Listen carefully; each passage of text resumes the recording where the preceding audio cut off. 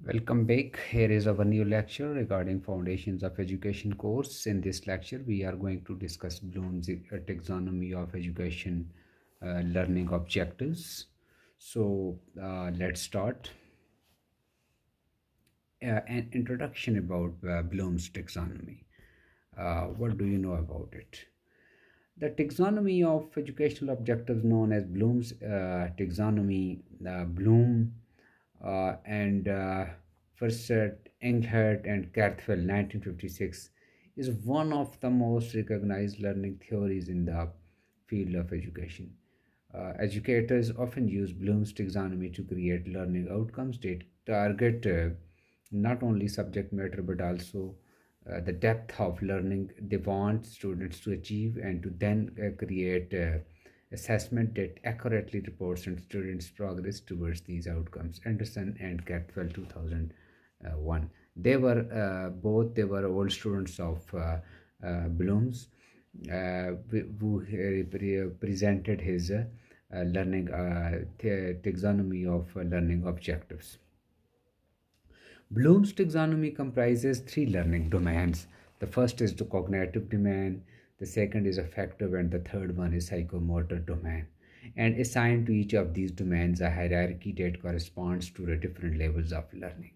So here is in this slide you are seeing that in 1956 it was an original one which was presented by Bloom, and then in 2021 it was being amended by its two students, Anderson and Krathwohl. There is a slight difference between the learning objectives, especially in the very in the last second last and the last one. So we will analyze all these in the coming slides. Original Bloom's taxonomy of cognitive domain, it was presented in 1956 by Bloom. So it has the certain levels. The level one means the knowledge क्या है कि इसके अंदर जितने भी जितने भी recall of specifics और यूनिवर्सल हैं और रिकॉल ऑफ मेथड्स हैं, यानी कॉग्निटिव आपकी इंफॉर्मेशन से बेस कर रही है, यहाँ पर नॉलेज से बेस कर रही है, प्रोसेसेस से बेस कर रही है, रिकॉल ऑफ पैटर्न है, स्ट्रक्चर है या सेटिंग है, ये पहला लेवल है। इसी तरह से दूसरा जो लेवल है डेट इज़ कम्प्रीहेंशन। कम्प्रीहेंशन क्या है? किसी चीज़ को अंडरस्टैंड करना या प्रीहेंशन करना उसकी।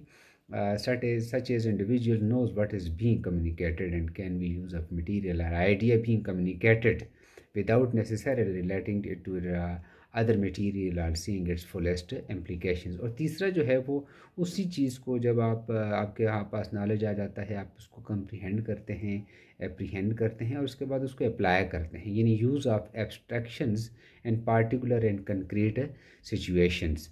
इसके बाद कोग्निटिव डोमेन में ही नंबर 4 आता है कि उसका आप एनालिसिस करते हैं, यानी रिप्रेजेंट्स द ब्रेक डाउन, यानी एनालाइज करना उन चीज़ों को मुख्तलिफ छोटे छोटे इकाइयों में तकसीम कर देना, एनालाइज करना, उसको तोड़ना, ब्रेक डाउन करना कम्युनिकेशन का उसके जो एलिमेंट्स हैं उनमें या उनके हिस्सों में, that the relative hierarchy of ideas made clear हो जाएं और रिलेशन उसकी जो है वो ज़्यादा वाज़े हो जाए, यानी आप उसको इसीलिए मज़ीद हिस्सों में तोड़ते हैं ताकि उसकी अहमियत जो है वो वाज़े हो जाए। और पांचवा लेवल जो है वो सिंथेसाइज करना होता है, यानी उन्हीं चीज़ों को आप पुटिंग टुगेदर, जो पार्ट्स हैं या जो एलिमेंट्स हैं, ताकि आपके पास क्या बन जाए, एक होल बन जाए, यानी एनालाइज करना और फिर सिंथेसाइज करना। कॉग्निटिव डोमेन के छठा जो है वो है एवेल्यूएट करना चीज़ों को, यानी जजमेंट देना है about the value of material and methods for given purposes. ये outcomes, learning outcomes cognitive domain में आते हैं। फिर इसी को रिवाइज़ किया गया ब्लूम की टेक्सोनोमी को 2001 में उसके दोनों स्टूडेंट्स ने, और उसमें थोड़ी सी चेंजेस आई हैं जो मैंने एक स्लाइड नंबर 3 में बताया था कि रिमेंबरिंग यहाँ पर आ जाता है, रिमेंबरिंग लेवल 1 में आएगा, यानी रिमेंबर करना, यानी ब्रिंग, रिकग्नाइज और रिकॉल करना उन इंफॉर्मेशन को, उस नॉलेज को, उसके अपनी अपनी अपनी आपकी लॉन्ग टर्म मेमोरी से चीज़ों को रिकॉल कर लेना, यानी रिमेंबर करना, रिकॉल करना कि आपको वो चीज़ें किस तरह से, यानी उनको रिकग्नाइज़ करना या उनको ब्रिंग फोर्थ करना। इसी तरह से इसकी एग्जांपल कुछ इस तरह से है कि एक बच्चा जो है वो नज़म याद करता है, या आप किसी चीज़ के नामों को रिकॉल कर रहे होते हैं, या आप मैथ के फार्मूले को रिमेंबर कर रहे होते हैं। जब आप उसको याद करते हैं तो फिर उसके बाद आप उसको अप्लाई भी करते हैं। ठीक है, तो रिमेंबरिंग के बाद है चीज़ को अंडरस्टैंड करना लेवल 2 में। 2001 में रिमेंबरिंग के बाद जब आप रिमेंबर कर जाते हैं तो फिर आप उसको अंडरस्टैंड करते हैं, यानी कंस्ट्रक्ट करते हैं और उसके ओरल, रिटन और ग्राफिक मैसेजेस को, और उनको समराइज़ कर रहे होते हैं, उनको इंटरप्रेट कर रहे होते हैं, उनको उन चीज़ों को क्लासिफाई कर रहे होते हैं, या चीज़ों को बच्चे या लर्नर जो होता है वो एक दूसरे के साथ उनको कंपेयर कर रहा होता है। तो ये काम कब करेगा कंपेयरिंग का? तब कर सकता है जब उन चीज़ों को उसको अंडरस्टैंड कर रहा हो। रिमेंबरिंग के बाद जो है वो दूसरा काम जो है वो क्या है, चीज़ों को, मालूमात को, इन्फॉर्मेशन को लर्नर जो है वो क्या करता है, क्लासीफाई करता है या कंपेयर करता है। तो ये अंडरस्टैंड करने के बाद ये काम कर रहा होता है। और इसकी एग्जांपल कुछ इस तरह से कि एनिमल किंगडम को ऑर्गेनाइज करना, या गिवन स्ट्रक्चर के एतबार से, या स्क्वायर या रेक्टेंगल के दरमियान फ़र्क को इलस्ट्रेट करना। तो इसके लिए लफ्ज़ इलस्ट्रेट ज़्यादा इस्तेमाल होता है, या ऑर्गेनाइज या क्लासीफाई या कंपेयर के क्वेश्चंस जो हैं वो बच्चों को दिए जाते हैं। तो ये अंडरस्टैंडिंग के बाद ये काम एक लर्नर कर सकता है। ठीक है, कॉग्निटिव डोमेन में 2001 की में लेवल 3 जो है वो उन्हीं चीज़ों को आप क्या करते हैं, अप्लाई करते हैं। यानी आप constitute using the procedure for executing, या इसकी एग्जांपल है कि यानी अप्लाई करना, वो फार्मूला जो मैथ वाला है उसको आप क्या कर रहे होते हैं, उसको एक प्रॉब्लम के को सॉल्व करने के लिए अप्लाई कर रहे होते हैं। ठीक है, अप्लाई करने के बाद आप क्या करते हैं, एनालाइज करते हैं चीज़ों को, यानी एनालिसिस करना, एनालाइजिंग करना, यानी ब्रेकिंग मटेरियल, वही बात आ जाती है, कंसेप्ट्स को स्मॉल पार्ट्स में आप उनको ब्रेक कर रहे होते हैं, और ये चीज़ देख रहे होते हैं कि वो एक दूसरे के साथ क्या ताल्लुक़ रखते हैं, रिलेशन कितना रखते हैं, और एक दूसरे के साथ किस तरह से जुड़े हुए हैं, ओवरऑल स्ट्रक्चर या उसका पर्पस क्या है। तो ये है एनालिसिस करना या एनालाइज करना। इसकी एग्जांपल जो है कि जैसे कि why are dolphins called mammals, तो ये वाई क्वेश्चन है, यानी एनालाइज करने के बाद आप इसका जवाब दे पाएंगे। या इसके लिए ज़्यादा अच्छा लफ्ज़ आइडेंटिफाई इस्तेमाल होता है कि identify why the machine is not working. तो आप एनालिसिस करेंगे, एनालाइज करेंगे, उसके बाद आप इस सवाल का जवाब दे पाएंगे कि वो मशीन क्यों काम नहीं कर रही है। इसके बाद है आप एवेल्यूएट करते हैं, यानी एवेल्यूएशन वही है कि आप जजमेंट देते हैं, लेकिन सर्टन स्टैंडर्ड्स क्राइटेरिया के ऊपर आप उसको चेक करते हैं और क्रिटिसाइज़ करने के बाद। इसकी एग्जांपल है कि judgement regarding the ethical dilemma या interpreting the significance of given law of physics.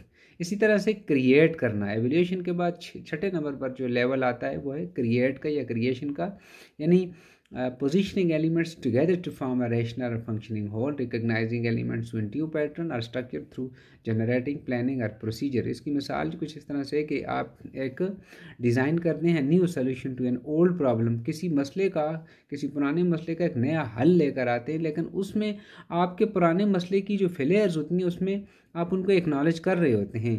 ठीक है, या फिर राइट एन ऐसे based on A given theme. ठीक है, तो ये थे लेवल 6 लेवल थे कॉग्निटिव डोमेन के, जो चेंज हुए थे 1956 के बाद ओरिजिनल ब्लूम के, जो कि उसके दोनों स्टूडेंट्स ने कर लिए थे। ठीक है जी, इसके बाद आते हैं ब्लूम टेक्सोनोमी का सेकंड पार्ट जो है वो इफेक्टिव डोमेन है। इफेक्टिव डोमेन क्या चीज़ है, skills in the affective domain describe, यानी इफेक्टिव क्या है, द वे पीपल रिएक्ट करते हैं। आप मालूमात जब आपने कॉग्निटिव डोमेन के ज़रिए हासिल कर ली हैं तो उसके बाद आप रिएक्ट कैसे करते हैं, इमोशनली करते हैं, and the ability to feel other living things, उनका पेन या उसकी जाय को आप क्या कर रहे होते हैं, यानी फील कर रहे होते हैं। Effective objectives typically target awareness and growth in the attitudes में तब्दीली आती है आपके इमोशंस, आप किसी चीज़ को आप इमोशंस के ज़रिए बता रहे होते हैं, फीलिंग्स के ज़रिए बता रहे होते हैं, एटीट्यूड्स के ज़रिए बता रहे होते हैं। तो इसका मतलब ये है कि ये आपका क्या है, किसी भी लर्निंग उसका आउटकम जो है वो इफेक्टिव जो है वो नज़र आता है। ठीक है जी, इफेक्टिव डोमेन के भी कुछ लेवल्स हैं, जैसे कि रिसीव करना, कि आप इसका लोएस्ट लेवल है student passively pay attention without this level, यानी आप जब आप मालूमात रिसीव ही नहीं करेंगे तो आप ये बुनियादी काम है कि लर्निंग नहीं होगी। तो receiving is about students memory and recognition as well. ठीक है, रिसीविंग के बाद जो है वो अटेंडिंग द लर्निंग। अब रिसीव कैसे करते हैं, या आप रिसीव करने के लिए आपको क्लास में जाना पड़ता है, या आप उस सेशन को, कोई भी सेशन जो है वो लर्नर जाकर उसको अटेंड करता है, लर्निंग सेशन को अटेंड करता है, या वो यानी ये चीज़ देखता है कि उसको क्या चीज़, यानी ये जज किया जाता है या ये देखा जाता है कि उसको क्या तालीम दी जा रही है, क्या सिखाया जा रहा है, और फिर वो विलिंगली भी हो कि उन मालूमात को जो उसको दी जा रही हैं उनको वो उस नॉलेज को या उस इंफॉर्मेशन को वो रिसीव कर रहा हो, ठीक है, और अटेंटिव भी हो उस चीज़ को, उस इंफॉर्मेशन को जैसे पढ़ाई जा रही हैं उनको। तो रिसीविंग के लिए ये कुछ चेक्स हैं कि वो रिसीव करने के लिए उसको अटेंटिव होना चाहिए, उसको उसको जो उसको पता होना चाहिए कि उसको क्या मालूमात मिल रही हैं, और उसको उनको रिसीव करना चाहिए या करना होगा। तो ये रिसीविंग है, तब जाकर इफेक्टिव डोमेन का ये पहला जो है वो एलिमेंट है या लेवल है, ठीक है जी। और इसी की एग्जांपल कुछ इस तरह से, listen to and be aware of the names of the newly introduced participants. तो आप न्यूली पार्टिसिपेंट्स के नाम तो तब आपको पता होंगे कि आप उसको लिसन करने के लिए आमादा हों, इफेक्टिव, ठीक है जी। इफेक्टिव डोमेन में दूसरा जो है वो आप रिस्पॉन्ड करते हैं। जब आप रिसीव करते हैं तो फिर आप मालूमात के हवाले से लर्नर जो है वो रिस्पॉन्ड करेगा, पार्टिसिपेंट रिस्पॉन्ड करते हैं। Learning process not only attends to stimulus, the students also reacts in some way. अब वो किस तरह से बी विलिंग होंगे, रिएक्ट करते हैं, बी सेटिस्फाइड करते हैं, या मोटिवेटेड हो जाते हैं, या इसकी एग्जांपल है कि participating in a group discussion और गिविंग अ प्रेजेंटेशन दे देते हैं वो, तो ये रिस्पॉन्ड करते हैं। तीसरा लेवल इसका क्या है कि आप वैल्यूइंग देते हैं। The students attach value to an object, phenomena और a piece of information. The students associate value और some values to the knowledge they acquired, यानी जो मालूमात उनको मिल रही हैं, जो इल्म उनको मिल रहा है, उसको कुछ वैल्यू दे देते हैं वो, यानी ये उसको अपने जहनों में कोई वैल्यू दे देते हैं, या किसी मयार पर उसको ज़रूर वो रखते हैं, ठीक है ना। Attach value to a phenomena, या strongly associated with the topic, या demonstrate commitment to a certain value. इसकी एग्जांपल है कि proposing a plan to bring about improvement on a social level, ठीक है जी। तो इफेक्टिव डोमेन में नंबर 4 पर हम आ जाते हैं, ऑर्गेनाइजेशन। जब आपके पास आप ये काम कर रहे होते हैं तो आप उन चीज़ों को, the students can put together different values, information and ideas and accommodate with them with in his own scheme, या उनको कंपेयर कर रहे होते हैं, या रिलेट कर रहे होते हैं, या एलेबोरेट कर रहे होते हैं जो कि उन्होंने लर्न किया है। या ये स्टूडेंट्स जो हैं वो अपने हिसाब से अपने दिमाग में उनको कंपेयर करेंगे, उनको रिलेट करेंगे, या उनको एलेबोरेट करेंगे। तो ये उनको ऑर्गेनाइज करने का एक तरीका होता है लर्नर के पास। प्रायोरिटाइज़ करते हैं डिफरेंट को, रिजॉल्व करते हैं मामलात को या कन्फ्लिक्ट को, इसी तरह से वो एम्फेसाइज करते हैं या प्रायोरिटाइज़ करते हैं टू द पीपल। इसी तरह से इसकी एग्जांपल ये है कि emphasise priorities work life balance at the workplace और freedom of speech with responsive behaviour. Effective domain का नंबर 4। इफेक्टिव डोमेन में नंबर 5 पे हम ये देखते हैं कि characterisation by value set. The student at this level tries to build abstract knowledge. वो अपने तौर पर उसका वो करते हैं, एक दीवार सी बना लेते हैं अपने उसमें, और कम्प्लीटली इंटरनलाइज हिज या her values and behave in accordance, be predictable his behavior and in supporting these values, और फिर let his value system control, यानी उसकी बेस पर फिर अपने बिहेवियर को वो क्या करते हैं, कंट्रोल करते हैं। यानी ये उसका एक तरह से कॉग्निटिव डोमेन में, ये इफेक्टिव में एक तरह से अपने वैल्यू सिस्टम के वाले से अपने बिहेवियर को कंट्रोल करने में उस काबिल हो जाते हैं। इसकी example displays consistently through commitment towards the ethical practice of the value system और multi level marketing business needs employees to associate this level of emotion. अच्छा, साइकोमोटर डोमेन जो थर्ड इसका डोमेन है ब्लूम्स टेक्सोनोमी का, वो है psychomotor domain. Psychomotor domain basically जो है वो ताल्लुक़ रखता है फिजिकल फंक्शन से, ये रिफ्लेक्स एक्शन से, या बॉडी मूवमेंट के साथ इसका ताल्लुक़ होता है, ठीक है। इसकी डिटेल देखते हैं आगे। इसमें कुछ लेवल्स है। नंबर 1 लेवल जो है वो है इमिटेट करना या इमिटेशन करना, यानी नकाली करना। एट दिस लेवल लर्नर क्या करता है, डायरेक्टली कॉपी करता है जो कुछ एक्शंस को जो उसने देखे होते हैं, या रेप्लिकेट करते हैं, हूबहू उनको उसी तरह से पेश करते हैं जिस तरह से उसने उनको डायरेक्टली ऑब्जर्व किए होते हैं, या फिर इसकी एग्जांपल है कि एलिंग हिज ऑन, जैसे कि एक कार में जो ड्राइवर गाड़ी में बैठते तो जिस तरह ड्राइवर ने उसको इंस्ट्रक्शन दी थी तो वो उसकी एडवाइस के मुताबिक एग्जैक्टली वो उसी तरह से करेगा, यानी इसको कॉपी करेगा या रेप्लिकेट करेगा या इमिटेट करेगा। तो ये पहला काम है साइकोमोटर में कि जो उसने मालूमात ली थी कॉग्निटिव में और इफेक्टिव डोमेन के बाद साइकोमोटर के वो उस तरह से मूव करेगा, वो उस तरह से एक्शन करेगा, मैनिपुलेट करेगा। दिस लर्नर क्या करता है, रिप्रोड्यूस करता है एक्टिविटी बाय इंस्ट्रक्शन, जो उसको मालूम जो हिदायत दी गई हैं उनके मुताबिक उन चीज़ों को रिप्रोड्यूस करता है। और मेमोरी की बेस पर जो उसने मालूमात उसके पास स्टोर्ड इन्फॉर्मेशन है उसकी बेस पर जो है वो आगे रिप्रोड्यूस करेगा, वो एक्टिविटी करेगा। ठीक है, लुक यानी एक ड्राइवर यहाँ एग्जांपल है कि वो जब सीखने वाला गाड़ी में बैठेगा तो अपने साइड मिरर और इन चीज़ों को इंटेंट इस नीयत से टर्न करेगा कि वो उसने उसको मैनिपुलेट कर रहा है। ठीक है, नेक्स्ट जो है वो क्या है, प्रिसाइज या प्रिसिजन से इसका ताल्लुक है। लर्नर क्या करेगा कि एग्जीक्यूट करेगा स्किल इंडिपेंडेंट ऑफ हेल्प। और इसी तरह से इसकी एग्जांपल है कि जब वो ये देखता है कि रेड लाइट जलने वाली है, ये जल चुकी है, तो वो सिग्नल पर गाड़ी को जाने से पहले ही वो जो कार को स्लो डाउन करेगा। तो ये उसकी प्रिसिजन होगी, एंटिसिपेट करेगा रेड लाइट का विदाउट बीइंग इंस्ट्रक्टेड, कि उसको इंस्ट्रक्शन नहीं भी मिली हुई है। ठीक है, और आर्टिकुलेट करना, लर्नर इसका आर्टिकुलेट करता है यानी अडॉप्ट करता है expertise to complete a non standard objective. और एग्जांपल ये कि stop behind a parked car to give away to an incoming vehicle without instruction, के गाड़ियों को रास्ता देना। और ये तो आर्टिकुलेट सारी मालूमात का सही इस्तेमाल।